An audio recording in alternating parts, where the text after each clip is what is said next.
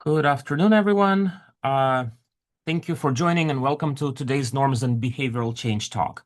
My name is Alex Spanev. I'm a senior data research scientist here at the Center for Social Norms and Behavioral Dynamics at the University of Pennsylvania. And we have two very compelling talks to you today, starting with an early career researcher talk with Bianca Sanesi, followed by our talk by Marta Serra-Garcia from the University of California, San Diego. After these talks, we'll have a Q&A segment open to all participants towards the end of today's session. For anyone who might be new to the series, the NoBec talks are organized by the Center for Social Norms and Behavioral Dynamics here at Penn with the support of the Philosophy, Politics, and Economics program and in partnership with the Master of Behavioral and Decision Sciences program. The center itself is a research center which provides specialized consulting, research, and training services to organizations throughout the world seeking to enact positive behavior change.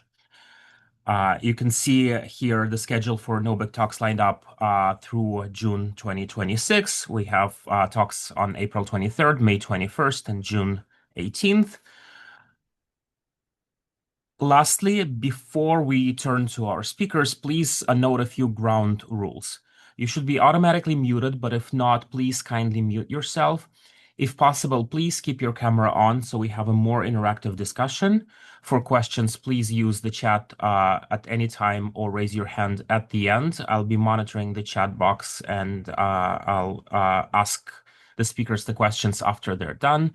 But also you're welcome to raise your hand and then we can call people and you'll be able to ask the question yourselves. The recordings of the sessions will be uploaded to our website and you'll be able to watch it later. Our first presentation today is by an early career researcher, Bianca Sanesi. Bianca Sanesi is a PhD candidate in economics at IMT School for Advanced Studies, Lucca. Her research combines formal theory and experiments to study the formation and updating of normative and empirical beliefs and their effects on individual behavioral and social outcomes. And she's here to talk about the shape of moral satisfaction. And Bianca, I am giving the floor to you. Okay, thank you very much. Thank you for having me here to let me present to this great audience. I think you can see the screen. I can go with the presentation. I'm going to talk about this joint project with another student at IMT, who is Ginevra Del Mastio. And I'm talking about this project. This is called The Shape of Moral Satisfaction. To start, I would like to bring some evidence that we have in the literature on dynamic moral behavior, and in particular, answer to the question, what happens when people can perform more than one good deed in a row? And we have different kind of evidence, mixed evidence, because we have consistency evidence. So after a good deed, people seem to increase their probability to behave well later. But we also have evidence of phenomena like moral licensing. So after a good deed, people seem to relax and feel entitled to not behave well anymore. So to answer this question, we try to go to the primitives and to ask ourselves what moves people to do good, to perform good deeds.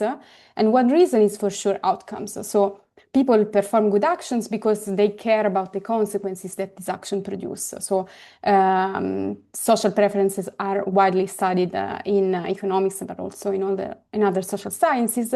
An example is altruism. So payoffs of other people enter my utility function in formal terms. But people care not only about outcomes, but they care about action themselves. So people sometimes do a good action just because they feel that is the right thing to do, so, like some normative concerns would suggest. So from a formal point of view, in economics, we talk about utility, and in this case, we formalize utility as the sum of these two components. So one fully outcome-based that should represent both selfish utility, but also other regarding outcome-based utility. And there is this extra utility, this additional component to the utility function that is action-based, let's say, that we call the moral satisfaction of aligning your behavior to your values, so your norms. The question is, what is the shape of this additional component to the utility function? The sub-questions that we develop are, the first is what is the curvature of this moral satisfaction? We know that the moral satisfaction increase in the number and intensity of moral action that you perform, but marginally what happens? So does the first euro that you donate to a charity gives you more or less satisfaction with respect to the 10th, for example? So increasing marginal return from moral actions would produce something consistent with the literature on consistency in moral behavior, in dynamic moral behavior, while decreasing marginal return would produce something in line with licensing. So after a good deed, decreasing marginal returns from additional moral actions. Further, we ask ourselves if everybody in the population have the same moral satisfaction function, or if there is some kind of heterogeneity that may explain the mixed evidence that we just talked about. So to answer this question, we designed an experiment, an online experiment with a between-subject design, where we measure how the willingness to perform good action is affected by a baseline manipulation of the baseline level of moral satisfaction. And we try to keep all the outcome-based incentive constant across our treatments. And we will measure the curvature as increased or reduced willingness to donate after a moral boost. And the heterogeneity will be measured thanks to a language-based analysis. So the experimental design is very simple. This between subject design with two groups, the control and the treatment, who face these two phases. So in the first phase of the experiment, the control group people are just informed that a donation of 100 euros is performed to the charity, in this case, the Italian Red Cross. While the treated people are not just informed, but they are entitled of this donation. So they feel that thanks to their participation to the experiment, these 100 euros were donated. And in this way, we increased the moral satisfaction of treated people without changing the outcome-based perception of the two groups. So the two groups perceive the same outcome-based utility, but there is a boost in the moral satisfaction of treated people. And we compare the donations in a charity dictator game in a second phase of the experiment, which is played by both the control and the treated. At the end, with the final questionnaire, we elicit normative beliefs and other things, but the important thing is that at the end, we elicit as an open text self-reported motivation behind the choices of the experiment. So to analyze the results, we are looking for some kind of heterogeneity, as I said, but here we are forced to a between-subject design to avoid uncontrolled moral spillovers across multiple choices. So to identify this heterogeneity, we compare the donation between control and treatment, clustering this comparison among people using the same kind of language. In particular, to measure, to classify people according to their language, we use this AI tool called Llama that allows us to group people according to the moral connotation of their language. In particular, we group people among pragmatic language people, so people using a pragmatic language when they explain their choices, like for example, a motivation like I selected what seemed to be more useful and effective is an example of pragmatic language, while a motivation that would be motivation like I chose what I believe was the right thing to do, it would be classified as a moral language motivation. And in this way, we grouped our participants in these two groups, and we clustered the comparison just among people using the same kind of language. So our results are pretty interesting. We believe it's pretty interesting that we find that the treatment effect is opposite in the two groups. So the pragmatic people show a positive treatment effect. So the donation, the average donation after the moral boost is higher for people using a pragmatic language, while the opposite is true for people using a morally connoted language. So people showing a morally connoted language show also negative treatment effect. So this is our result that I would like to show you today. And I would like also to say something about what is our conjecture of what's going on. So what I will say now is just our conjecture, is not proven, but we believe is interesting to discuss also this, that the language that we are using may capture the prior experience of our participants. So the language is developed during life, and so people who show a more morally connoted language probably had a larger moral experience before entering the experiment. And so this would suggest that the two groups that we found are not two different types of people, are just people who had a different level of moral experience. And so can be placed in different regions of the domain of the same moral satisfaction function. And to put all this together, we could design an S-shape moral satisfaction function that would rationalize both the behavior of pragmatic and more moral people. So graphically, we can represent this S-shape, putting the pragmatic people as people who have a lower baseline experience before entering the experiment. And we see that the marginal return from an additional moral action is increasing for pragmatic people. And then the more moral experience you accumulate, the less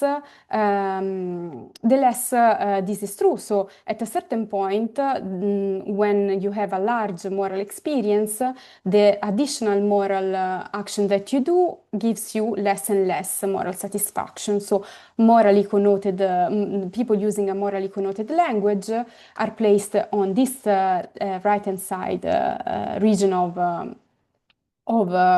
the domain function, and so they show a decreasing marginal return from acting morally. So just to conclude and wrap up, since I have no much time, the main message of our paper is that the same moral nudge, so this moral boost, produced these two opposite effects in our population. So pragmatic people using a pragmatic language showed a positive treatment effect that is in line with the literature and the evidence that we have in the literature on moral consistency in dynamic moral behavior, while people using a more morally connoted language show a negative treatment effect that is in line with the evidence on licensing. We believe this is very interesting in general, but also for applications, because when we design moral incentives, we have to keep in mind that they may produce different effects on people according to their characteristics, like we showed in this simple example. And we believe this is also interesting to understand phenomena like greenwashing or social washing, all this kind of phenomenon where firms try to sell this moral satisfaction to people without actually producing outcome-based effects that would anyway interest people. So thank you very much for the attention, and if there is any question or comment, I would be happy to hear that. Thank you very much, Bianca. There's just a quick question from Christopher Santos Lang. Are you explicitly defining morality to be irrational? To be irrational? No, actually, this is just something on top of outcome-based utility. I would say that morality is not irrational. It's just something on top of outcome-based concerns. So it's just the additional extra utility that you experience whenever you align your behavior to your norms. So you perform something that you believe is the right thing to do, you have a boost in your utility in these terms. Thank you. Thank you very much. And thank you very much for a great talk. This was very interesting. If anyone has any more questions, please put them in the chat box, or you'll be able to ask Bianca at the end of our session after the main speaker. Thank you very much. Absolutely. And with that, we will move to our main speaker today. Today's main speaker is Marta Serra-Garcia. She's the Phyllis and Daniel Epstein Chancellor's Endowed Faculty Fellow and an Associate Professor of Economics and Strategy at the Rady School of Management at the University of California, San Diego. Her research examines the economics of informed societies. How can we build an informed public with the right level of trust? When attention is scarce, incentives reward engagement over accuracy, and people have limited cognitive resources. Using experiments, theory, and computational methods, she studies how incentives shape what get produced and amplified online, and how these information environments shape knowledge gaps, biased beliefs, and trust in AI. Her work has been published in leading journals such as the American Economic Review, Management Science, and Psychological Science. In recognition of her contribution to research and teaching, she was named one of Poets and Quant's best 40 under 40 MBA professors and has received the Excellence in Teaching MBA award at UCSD. Marta Serra-Garcia serves as co-editor-in-chief of Experimental Economics and an associate editor of the Economic Journal. Her research has been covered by major news outlets, including the Wall Street Journal and Guardian. And without further ado, I'm going to give the floor to Dr. Marta Serra-Garcia. Thank you.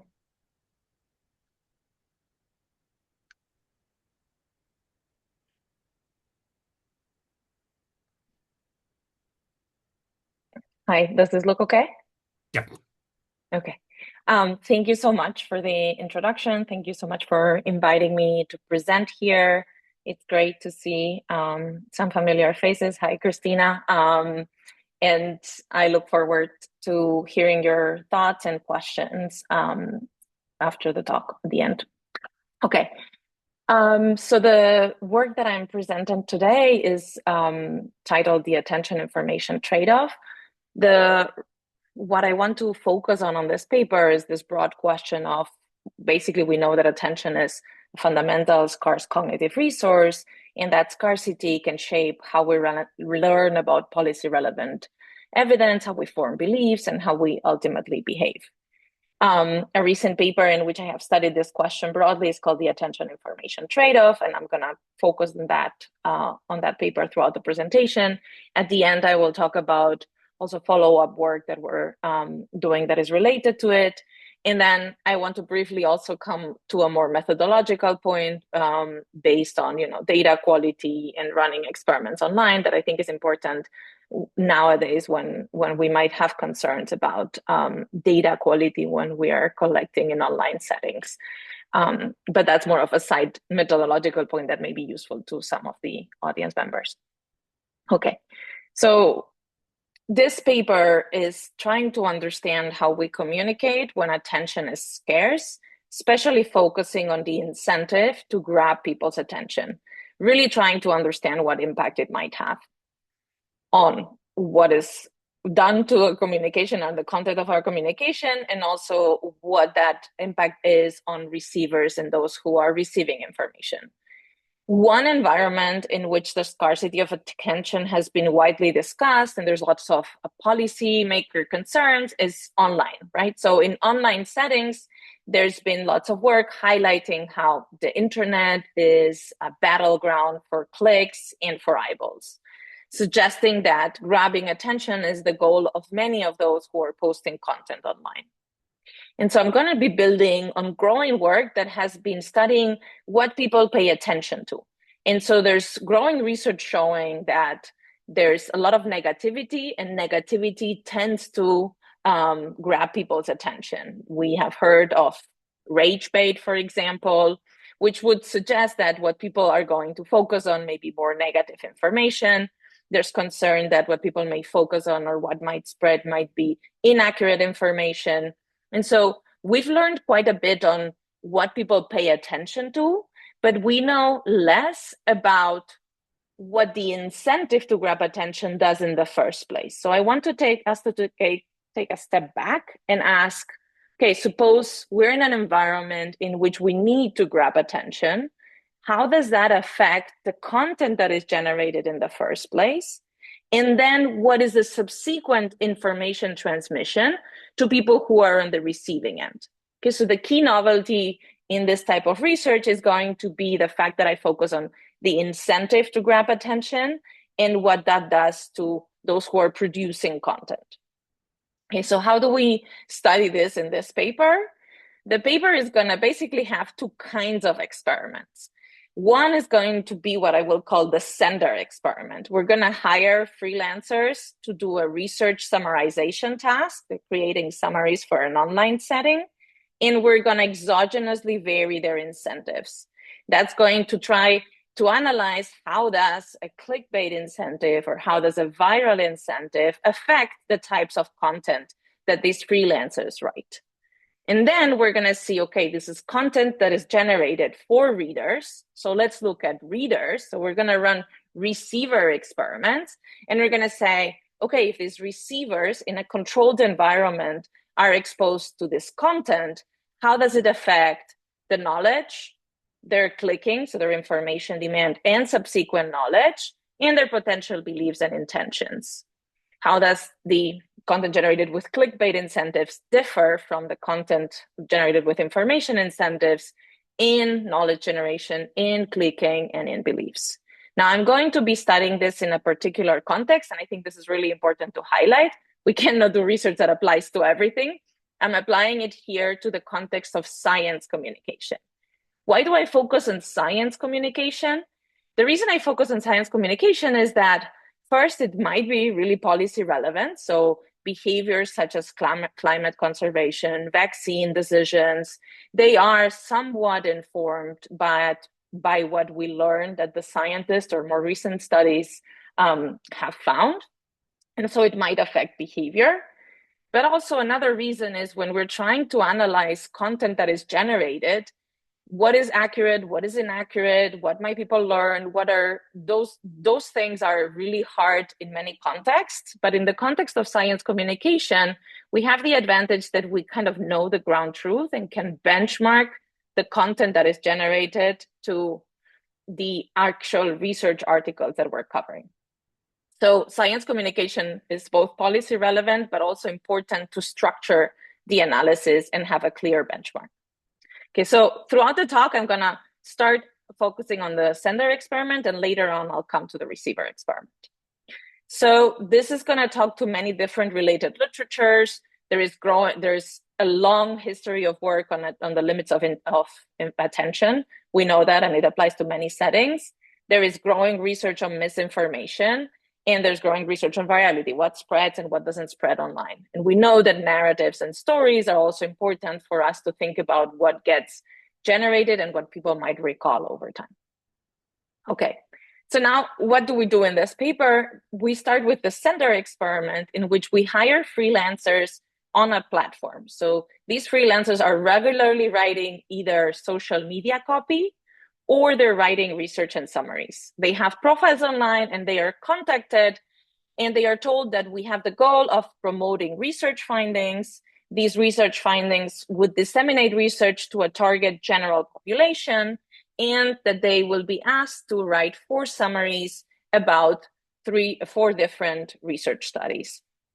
Okay, so these are freelancers and I'll tell you a little bit more about what they do in the next slide.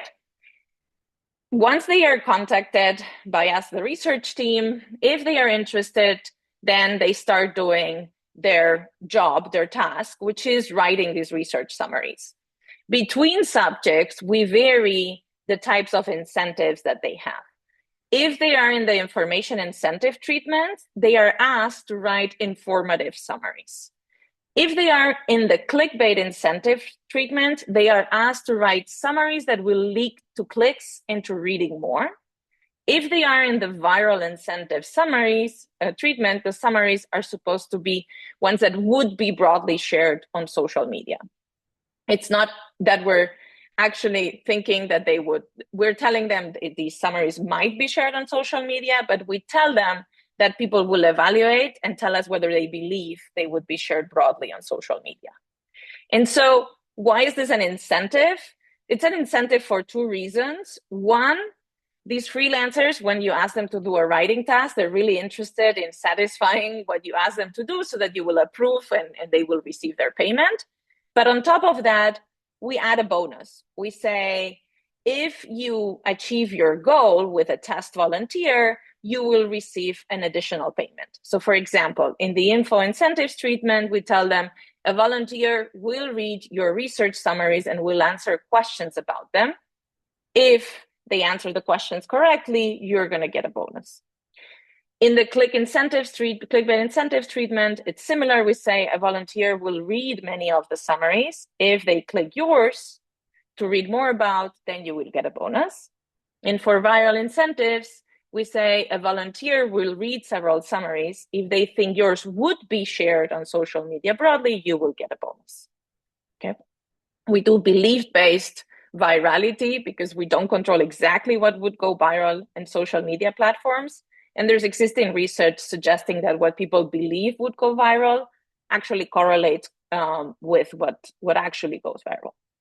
Okay, so these freelancers, who are they? What is their background? They're on a social media platform in which they do short-term writing engagement. So for example, you can go to their public profiles and see what they write about themselves. In one example profile, they wrote, I've written over 1,000 articles in my time as a writing specialist. I can help you find the right creative words to keep your readers engaged. We have done profile analysis looking at the profiles that are there on the website, and we see many of them, 90% express that they have writing experience, 67% said they are in engagement, and over 56% say they work typically in the digital domain. Their length of experience is around, they self-report, but they report to have experience, and if they do so, they report having experience over several years.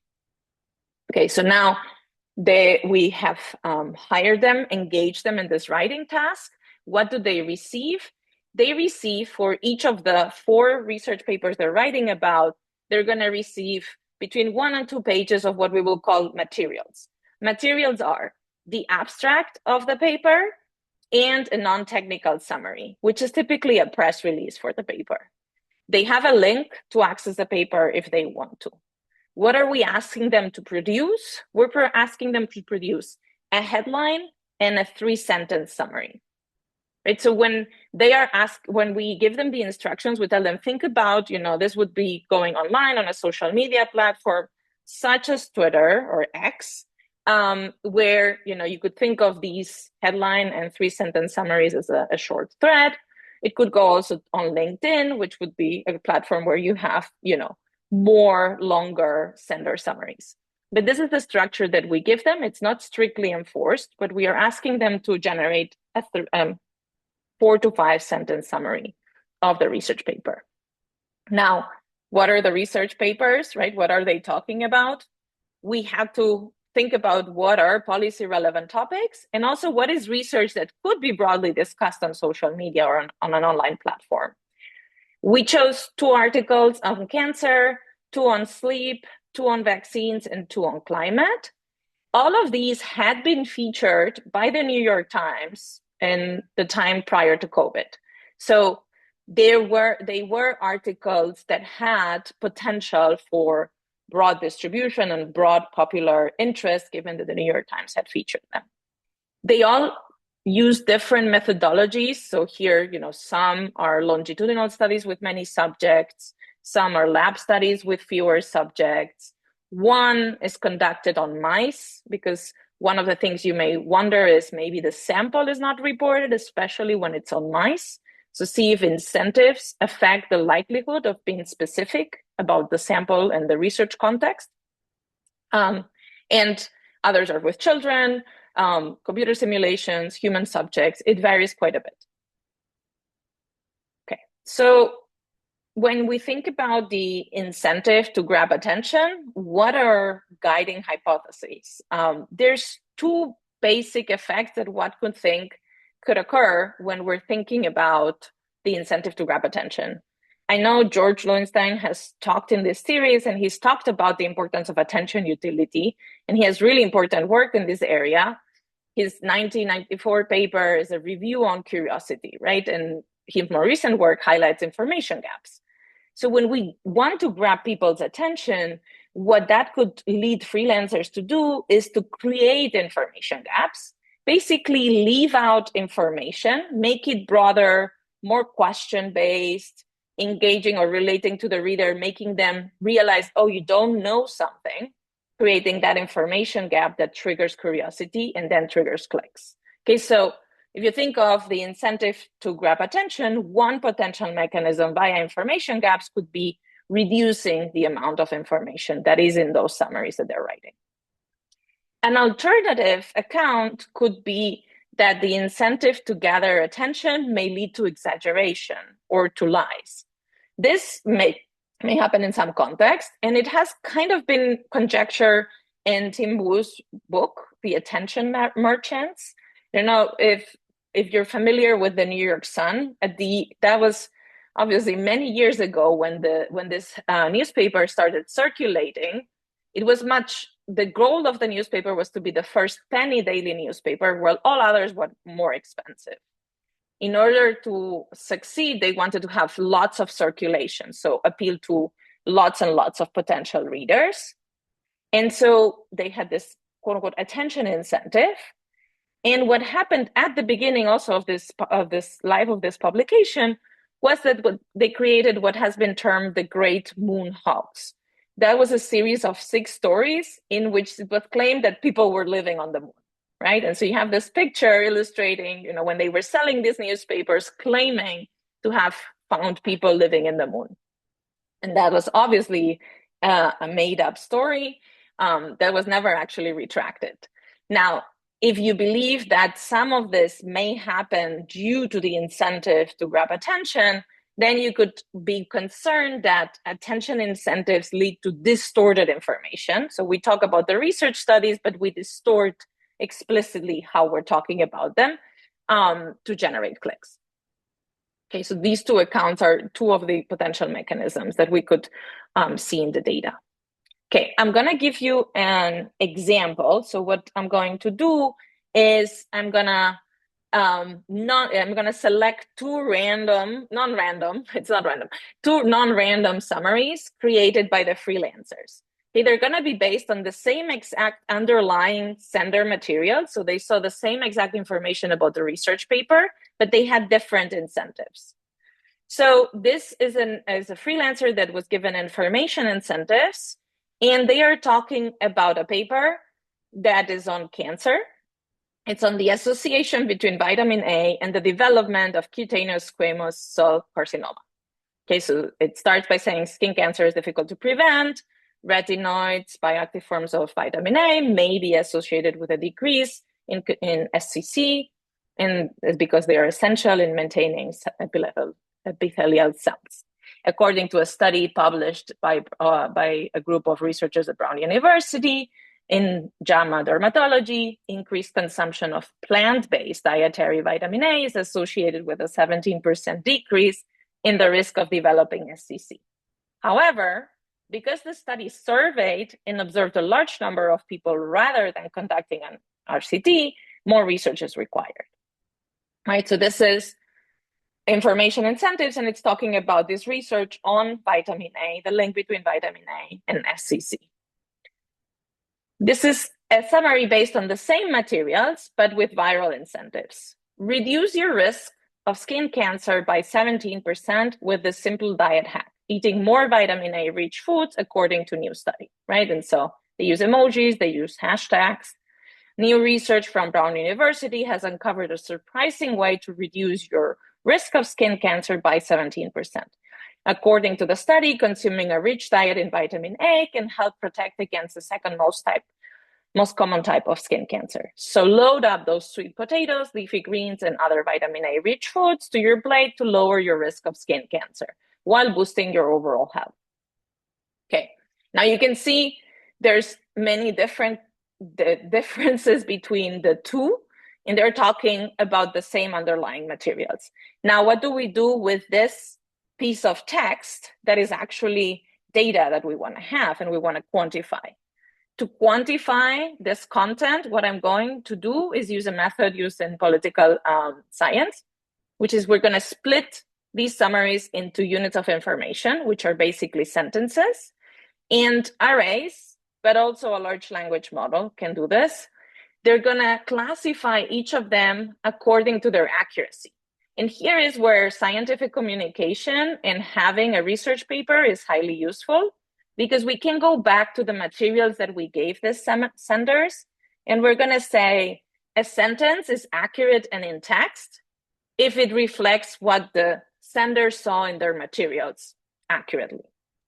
It's inaccurate and in text if it is very, very incomplete or incorrectly describes the two-page content that the sender had. So that's actually wrong or false.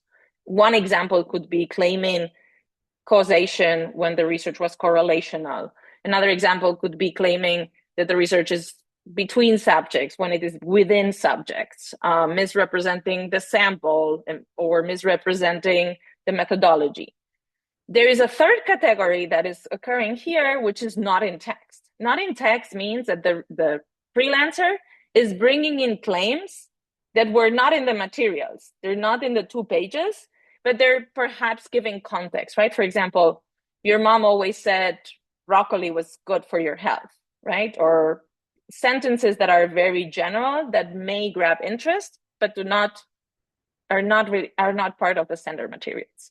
To give you an example, in green, you see content that has been classified as not in text. Not in text would be in this informative info incentive summary, skin cancer is difficult to prevent. That was not in the materials, but that this freelancer added it as one sentence. There's also content that is inaccurate and in text. So the sentences that claim causation represent misrepresenting the materials, we would consider inaccurate.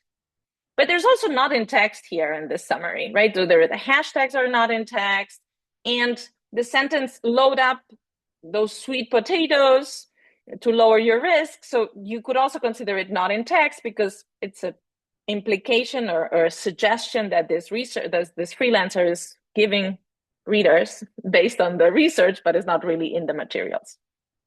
Okay, so those are ways in which we're going to systematically classify text. This was done by human coders, and that went very thoroughly through all of these messages and summaries. It was also done by an LLM following the same instructions, and qualitatively we get very, very similar answers. Okay, so in addition to classifying the accuracy of the content that was written, we're going to also classify what it focuses on. We know research papers have introductions, methods, findings, conclusions. All of these can be classified, so the content can be classified according to whether it speaks to introduction, method, findings, conclusions. And then there's several text-based metrics that one could extract: length, readability, the sentiment, and the punctuation. And we're also going to look at that. Okay, so how do these incentives affect the content, right? How do we quantify these effects and these changes in the text? What do we see? As a baseline, I'm going to tell you that messages on average contain 5.5 units of information. You can think of that more or less as sentences. Under information incentives, 4.3 of the units are accurate and in text. So they accurately reflect what was in the materials. 0.4 are inaccurate and in text, and 0.8 are not in text. Okay, so like one sentence is not in text relative to the materials that the freelancer was given. What happens when we look at content created under clickbait and viral incentives? The first thing to notice is that there are fewer units that are accurate and in text. Okay, so there's less content that is accurately reflecting or translating something that was in the materials into these summaries. And the decreases are around 11% or 15%. Now, is there a substitution towards more inaccurate or not in text content? What we see in this context is there's no increase in inaccurate in text units. but there are significantly more non-in-text units. So it looks like what is happening is these freelancers, they might be reflecting slightly less of the materials in the content that they are writing and bringing in materials that are not in the material about the research paper itself. They were not given it, but they're adding quote unquote context. And I'll show you a little bit more about why I think it's context for several reasons. One is, you see here in the upper part, the same panel as before, we can look at focus, what they talk about, and we can look at the style features. We look at focus, what is happening. The bigger changes are, there are more units that are introducing the research with clickbait and viral incentives, and fewer that are focusing on methods and findings. In this introductory units, they are also more likely to be not in text. So they're bringing in context and introducing the research. What also happens in terms of style is the summaries become shorter, so there are fewer words. They become more readable, and they employ much more punctuation in terms of question marks and exclamation marks. The sentiment, one may have thought, okay, with virality, we know this negative bias in online content, that we see it here. It's very small in terms of our setting, and it appears with viral incentives only. Now, this may be particular to science communication, right? As I said before, the context is important. And there is other work suggesting that variations in sentiment tend to be smaller within science communication as compared to politics or other topics. So the incentives to grab attention lead to information losses, but not more inaccurate content. The content appears to be more appealing. In exploratory analysis, we look at how does this content change? And what we find is, does it directly appeal the reader more? Uses words like you, your, yours? Yes, significantly more. So that wording turns towards the reader trying to engage. Does it draw more implications that may be potentially incorrect, like extracting too much or implying too much from particular research findings? There's some evidence that it does, but it's weak evidence. And so I think more research is needed to try to understand those channels even further. Okay, so one concern you might have is that we hire these freelancers on a website and they have created all of this content. And one advantage is that we can change their incentives exogenously. We can give some of them clickbait incentives, some of them viral incentives, and some of them information incentives, and really see the impacts of viral or clickbait incentives. But you may say, well, these impacts may not reflect what we see in online attention settings, like real news, real blogs, and tweets. We're not able to vary incentives in those settings, but we can descriptively compare how news, blogs, and tweets that have appeared on these research articles compare to the content that was generated by freelancers about these research articles. And so what we can do is, there's a platform called Altmetric that tracks the attention that research studies receive. And for 7 out of the 8 research studies in our setting, there is online attention tracking. And so we can find over 700 news articles, 95 blogs, and over 3,000 tweets that refer to the research articles that the freelancers in the experiment were writing about. And what we can do is we can use GPT to compare the headlines in news articles or the tweets on Twitter to the headlines that professionals wrote in the freelancer experiment. The idea is not to say that incentives compare to one another, but to look at the levels. Are the levels of certain features similar? For example, one concern you may have is that we have quite a lot of accuracy and no increases in inaccuracy in our setting, and that the level of inaccurate content is actually rather low when we look at these summaries created by freelancers. But when we ask GPT to classify the headlines and the tweets about these research articles, it also doesn't detect too much inaccuracy. It does detect, however, quite a bit of not in text content, right? So the idea that we may be referring to some research articles, but maybe broadly referring to them and using content that is not necessarily tightly related to those articles appears both in online headlines and in the sender headlines. Their focus is as well both on introducing and describing the findings, similar to what the freelancers do. And in terms of features, there's obviously some differences, but they're pretty high on readability. The length is similar to some of the tweets that we see. They're a bit longer, but the headlines are actually quite similar to headlines we might see in news articles in terms of length. Sentiment seems to be a little bit more positive in our setting than in online settings, but broadly speaking, concerns of external validity are obviously important, but it does seem that there's quite a lot of descriptive evidence that we are at similar levels to what we would expect or we would find in naturally occurring news settings.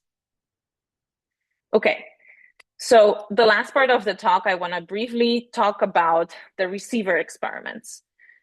So we've seen that clickbait incentives and viral incentives reduce the amount of information about the research. They don't necessarily introduce inaccuracy, but there's less information on the actual research articles. So what does that mean for the knowledge of potential receivers that are exposed to it, for their attention allocation measured through clicks, and their beliefs and intentions? And we're going to run now online experiments on Prolific, controlling what kind of information these receivers are exposed to and asking them questions about the research. So to measure knowledge and information transmission, we're going to expose receivers to 8 summaries written either with information incentives or clickbait or viral incentives. Now, in one setting, what we're going to do is we're going to expose them to the summaries, and they're only going to see the summaries without being able to click. And we want to measure how much knowledge is transmitted in these summaries, both when the summaries are available, and so the information can be extracted, and both when the summaries are not necessarily available at the moment they're answering questions, but they have to recall what they've previously seen. And later I'll talk about clicks. These participants are going to be exposed to these summaries, and they're going to be incentivized to answer correctly the same set of 4 questions on the research. It's going to be a multiple choice question on the finding, a multiple choice question on sample, on the methodology, and on the conclusion of the paper. What do we find in terms of knowledge when the summaries are available? So consistent with there being less accurate in-text information in the summaries, when we ask them questions, the accuracy in answering them is lower with clickbait and viral incentives. So we go from 57% of correct questions to close to 51%. Okay, so that translates and kind of aligns with what we've seen in terms of the information that is in the summaries. This is again repeated here, so we're comparing 57 to 51 and 50.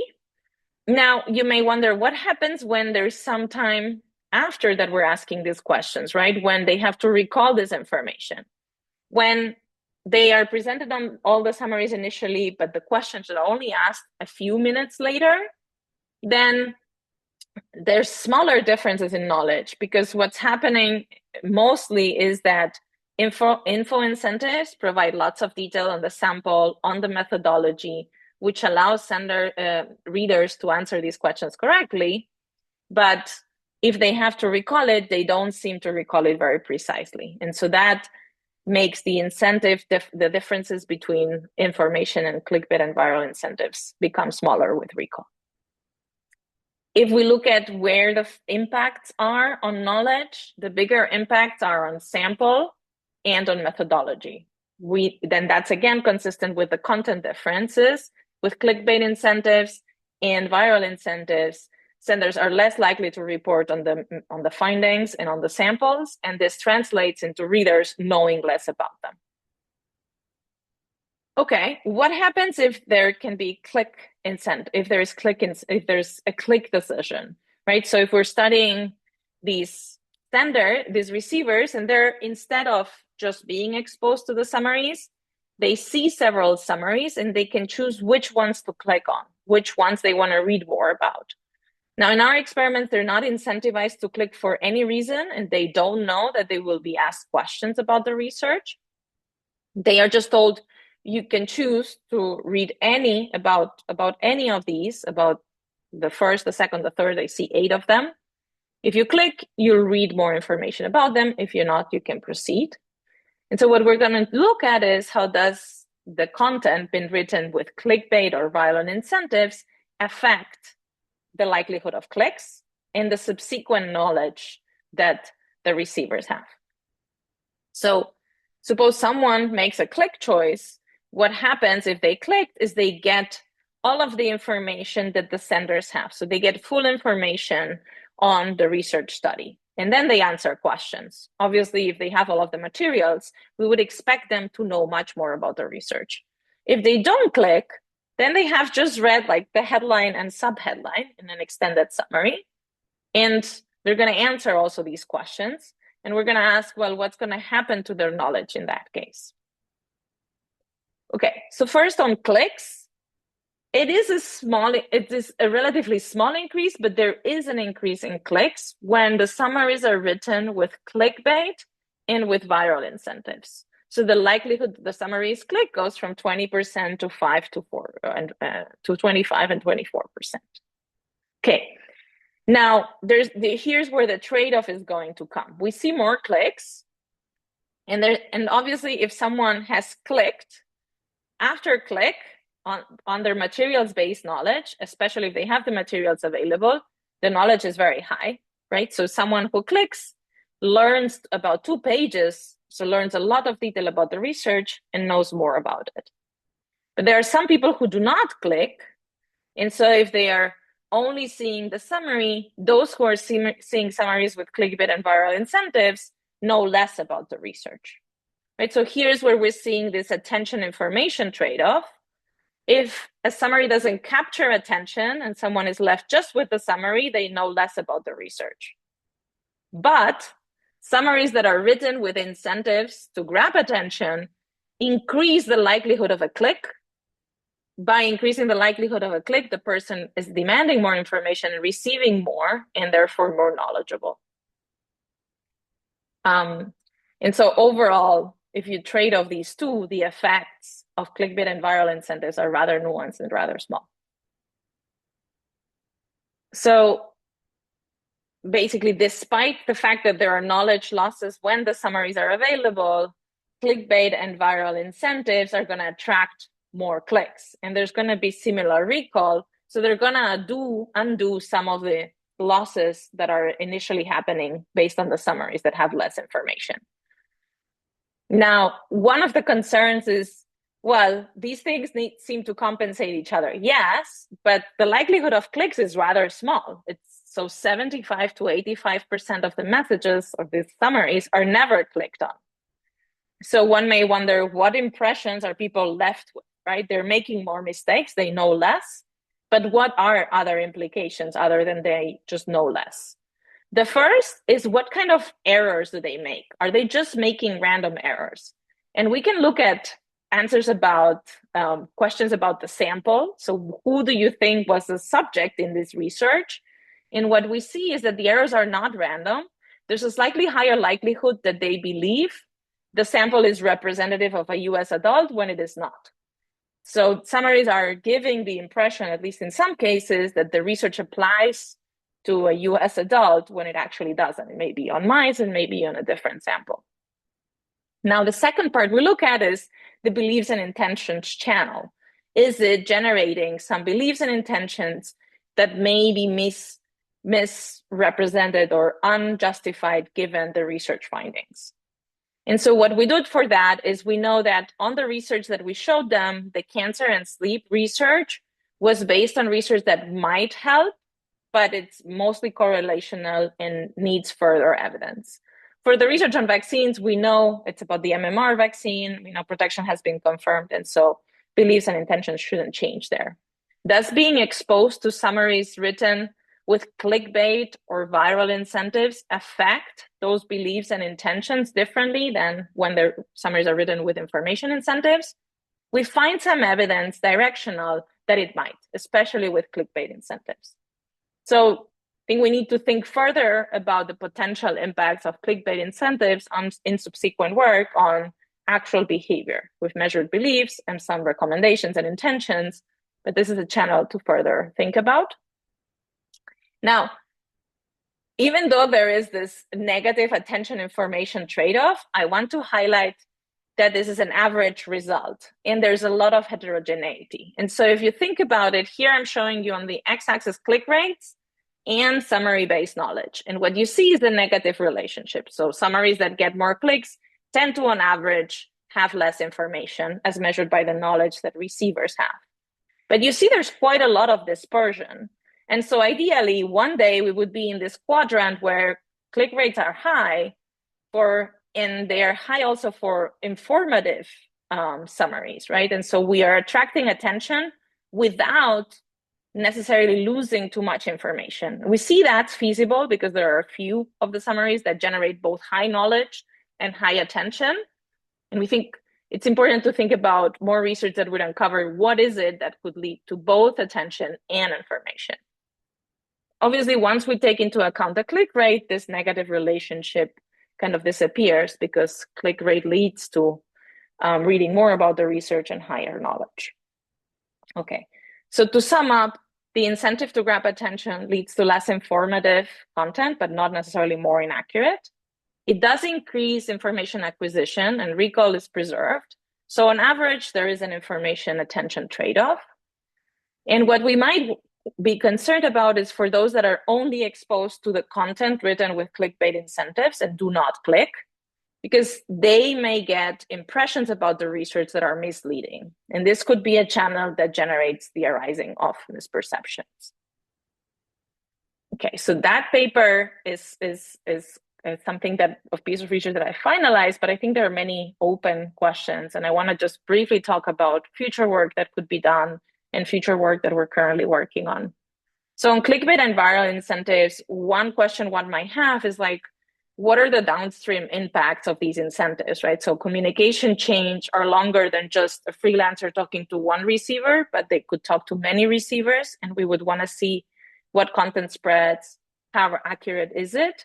And it could be different for different topics or domain areas. One potential application of this could be to study it in the context of politics. What do clickbait and viral incentives do when we're talking about more politically charged information? One thing that I am also interested in, I'm currently working on more, is the public discourse about science. We know it's really important for decision-making and that it's often disseminated online, but we know it's also difficult and it's not clear exactly what we should be disseminating. So in a new study, we're studying this evidence based on more studies, like meta-analyses get disseminated more. We're trying to look at that extensive margin, seeing whether meta-analysis that may contain more information, but may be more complex, may be disseminated less. Anyway, just shortly want to mention that we've been collecting large-scale online data and running experiments, again, with professionals and with broader samples. And we find a big meta-analysis penalty. So meta-analysis tend to be featured less, disseminated less, chosen less relative to the individual studies that they cite. So doing lots of work on this has shown us that this meta-analysis penalty seems pretty robust, but there are ways in which it can be undone. For example, making meta-analyses sound more like a story and making them more narrative. That seems, to some extent, in some controlled experiments, to undo some of the penalties that we might see. And just to finalize, I want to highlight for those of you who are running experiments online, it is an important tool. There's lots and lots of papers being run online, but there's increasing concerns about bots, data quality. And so with a great team, we've been trying to collect scientific evidence. So we'd like to rely on evidence to say, is this a concern and what can we do about it? You can look at more than 200 AI agent runs of different models. We've looked at comparing online subjects and then in-person lab subjects, right? And so asking, what is their data quality? We're looking at classic attention checks, video attention checks, types of pattern in their writing of open-ended responses, so how they type and how much they type and how fast they type, and then IP addresses to look at fraud. And what we've seen is you can, at least at some moment in time, this is going to change with time, but you can detect AI agents that are very different from the lab, and you can look at the quality to responses to attention checks in different platforms. A very popular platform is Prolific, and we see very high data quality there. Now, this might change, but what we're suggesting is we should be thinking about creating our own online subject pools. So use a few attention checks in a first stage summary. So that's the first stage, the gray bars. You use them to say, are these people paying attention? Are they reading the instructions? Are they bots? And are they typing themselves? If it's a yes, then they might belong to a pool you want to recruit from in future waves of data collection. And so when we've run the second stage, so the same metrics on these subjects, we find very high data quality, right? So that suggests that there are ways in which we can think of improving online data quality by applying checks initially and selecting participants who have passed those checks. We suggest in our GitHub repository, we have several checks that we're suggesting, but obviously these may need to change and you may want to change them over time. But it's really important to keep collecting data to measure data quality rather than rely on our intuitions. Are bots really the end of online? Are they not? What we want to emphasize is let's gather evidence and let's understand what they can and what they cannot do. Okay. So just to conclude, because I'm running out of time, the need to grab attention could potentially generate misleading content, but it could also increase information demand. So ideally, we would find ways in which we do both. We grab attention and we send people and more informed at the end of the day with attention grabbing, engaging content. And I think there's lots of behavioral science we can leverage to do better at that. Thank you. Thank you very much for this interesting talk. We have quite a few questions. And the first question is from Heidi Zamzau, and she's asking if you had the control group for the sender experiment. That's a great question. What is the control? What is the right control group? So in trying to understand that platform, what I understood is when you're asking and hiring freelancers for a writing task, they want to know what your goal is. So you need to tell them, I want informative summaries or I want clickbait summaries. There's no control, like not giving them a goal would be first weird to them and they would ask about it. And second, then we wouldn't have a quote unquote control over what they think their task is about. So here, what seemed to me a benchmark was information incentives and then comparing them to clickbait and viral incentives. Thank you very much. And then I see Christina raised her hand. So Christina, Yes, thank you. Marta, thank you very much. It's super interesting. Thank you. And I have been very interested for a while in science communication.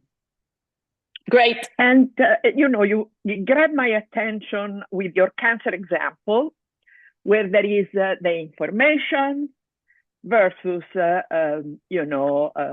the clickbait or, viral incentive, etc., that presented very differently.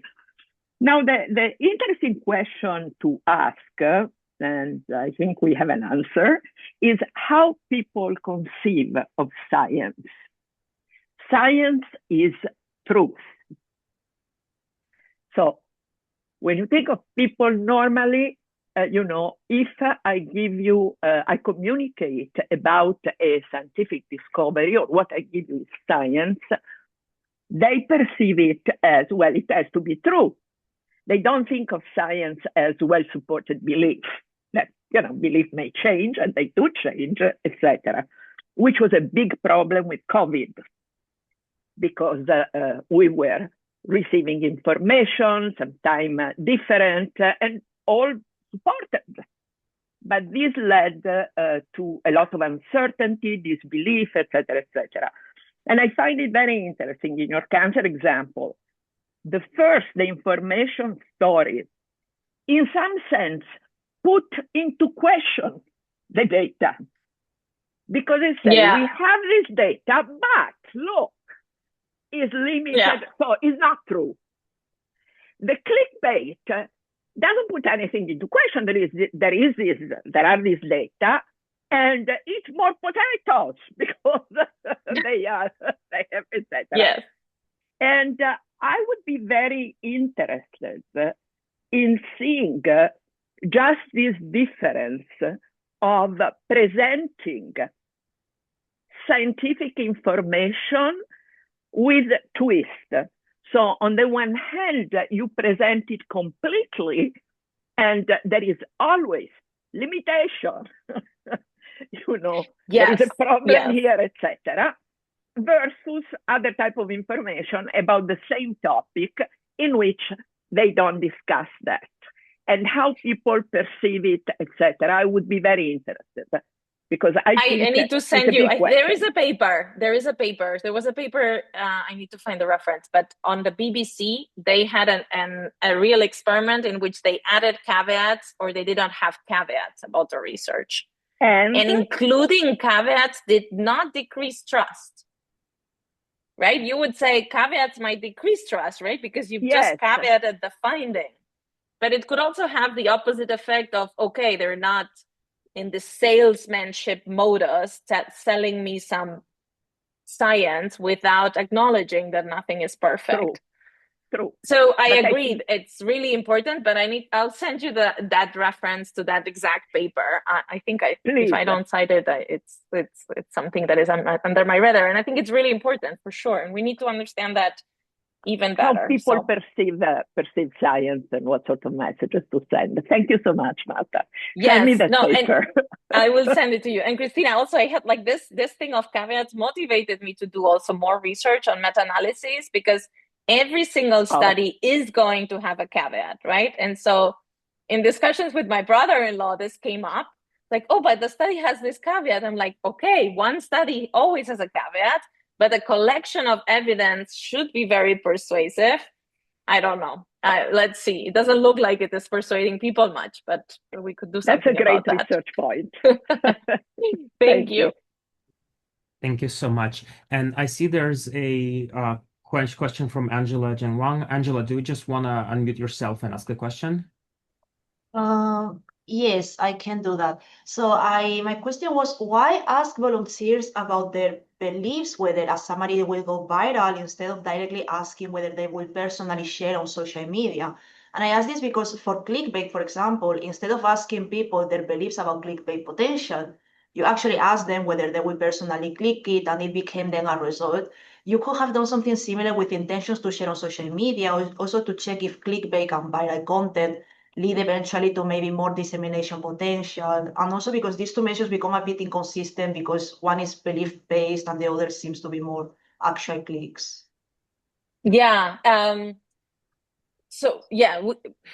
That's a great point. Definitely one could do that, right? Asking them what they would share themselves on social media.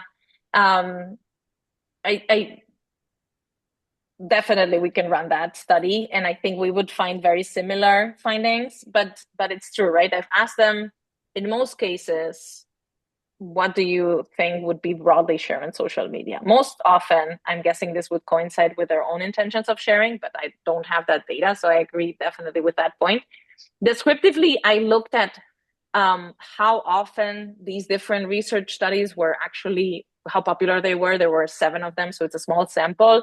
But the most popular one online is also the one people believe would, the tweets on that topic would be most shared. So it does seem to reflect some actual sharing behavior across research studies. But I agree, that's a really good point. We can ask people what they would share themselves. And it would be an interesting extra results. For example, you did find that incentives on clickbait and viral did lead to like this 5% increase on clicks. So it could be quantified like some percentage increase in, I don't know, like willingness to share on social media or something like that. Sure. That's a great point. Yeah. Thank you. Thank you. Thank you very much, Angela. And then we have a question from Christopher Santos-Lang. Christopher, do you want to unmute yourself and ask a question, or do you want me to read it? Sure. I'll unmute myself.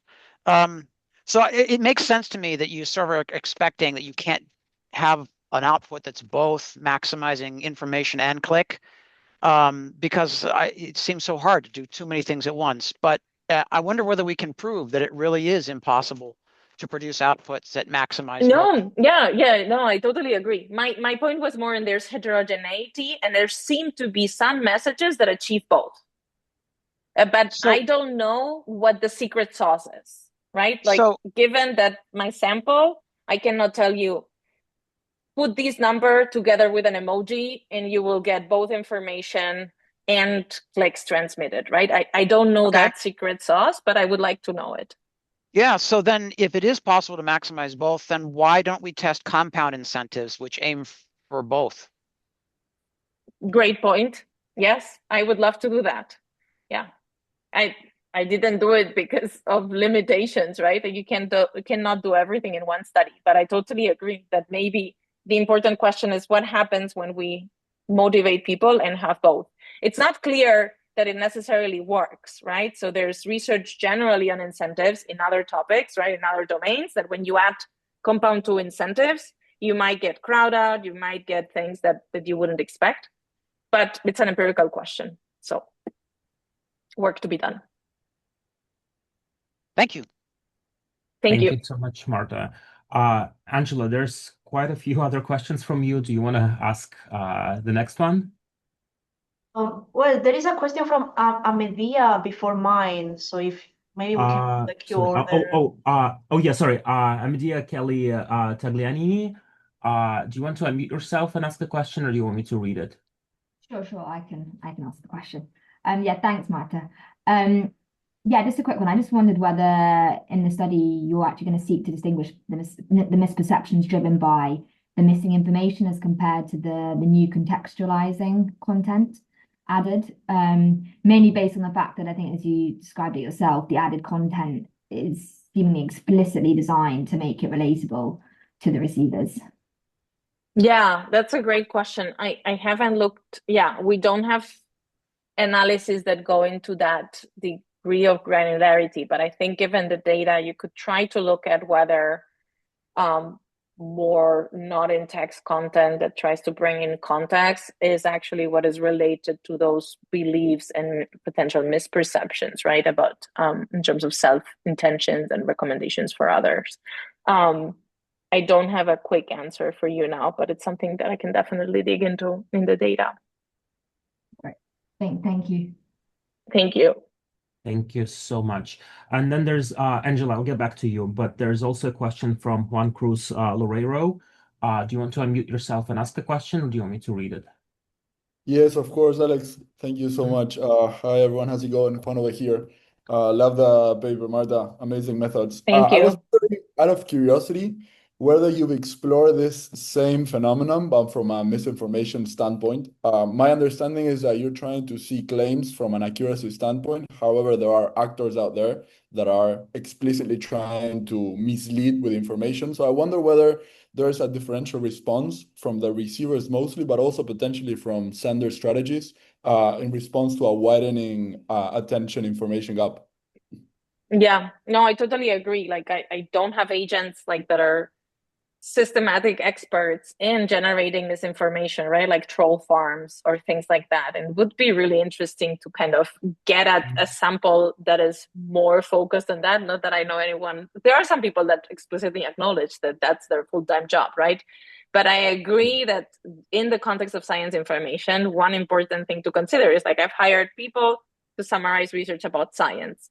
And so maybe if they had the impression I was a political agent with a political agenda and I gave them a clickbait incentive, maybe they would react very differently. And so from a research ethics standpoint, I couldn't do that, and I haven't done it yet, but I do think there might be important and valid reasons for why we should try to think about conducting that research. Thanks, San Juan.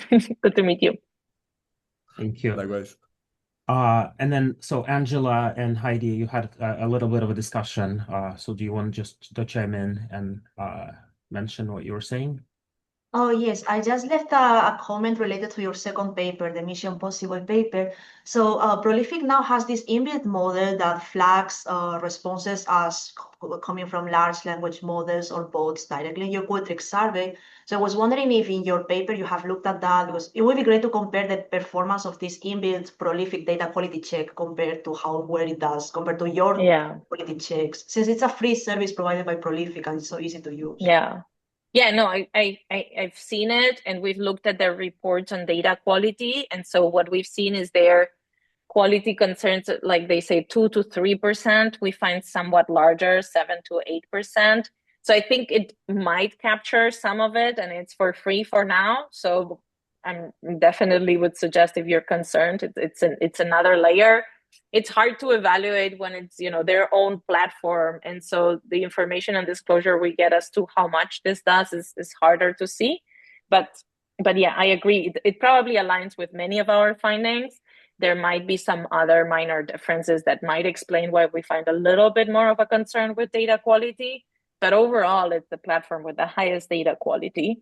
And we started being very concerned because last spring in 2025, data quality seemed to have dipped for a bit. But by the time we were conducting this in the summer, the data quality was back up, and it seems that they are much more on top now on ensuring limited AI agents, good LLM tracking, and so on. Thank you. Thank you. Thank you so much. Unfortunately, we're running out of time, but I'd like to thank you, our speakers, Marta and Bianca, for these wonderful talks. Just give me 1 second. Okay. Thank you, Alex. Yes, and absolutely. And thank you, everyone, for participating and for wonderful questions. We look forward to everyone's participation in our next NoBec talk on April 23rd by David Garcia from the University of Constance. And until then, thank you again, everyone, and we look forward to having you with us next time.